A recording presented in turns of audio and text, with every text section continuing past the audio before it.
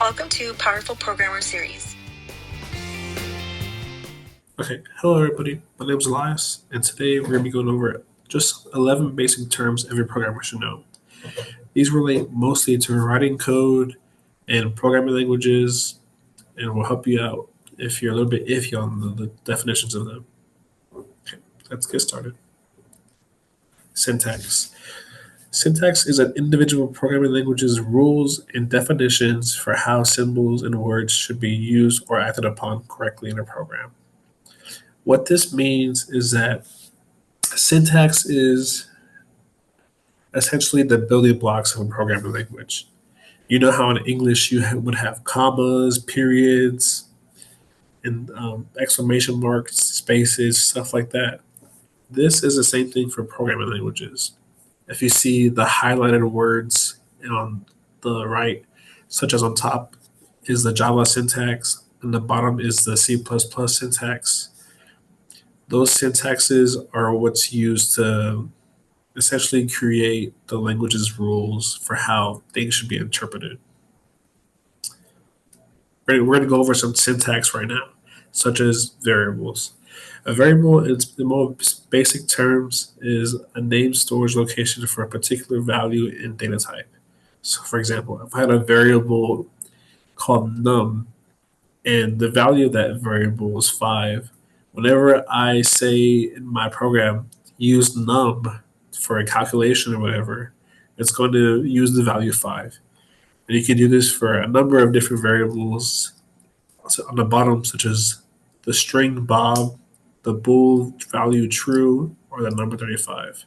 We'll get more into these bottom ones right now.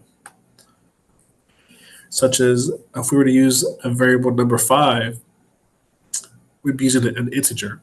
Now, an integer is a data type for a number in the form 1, 2, 3, 4, 0, -1, -2, -3, -4. It's all the whole numbers and all the negative numbers and 0. Basically, a number with no decimal part. Well, now, what do we do if we have a number with a decimal part? We get these floating point numbers. A floating point number is a data type for a number of the form 1.0, 1.5, 2.718, 100, -1, 31.23, 3.14, 159, etc. You can think of it as a number that has a decimal point. It can be 0, it can be 1.1, it can be 1.01, it can be anything with a decimal point. It doesn't have to have any value for a decimal point. For example, 1.0, but it just has it there to find. If you think of it mathematically, it's a real number, essentially. Next are the Boolean operators. Booleans are used to determine if a statement is true or false. For example, if I were to have a variable of the data type bool, and it's based off if 3 is an odd number, well, the data type would be false because 3 is not an odd number. So there are some logical operators on the bottom, like the and operator, the or operator, etc., that determine if a statement is true or false. Next up is a string. It's a sequence of characters used to make a line of text, usually stored in an array. For example, but you can have a string that is made with spaces as well, characters like commas, etc. It's just a string of text stored in an array.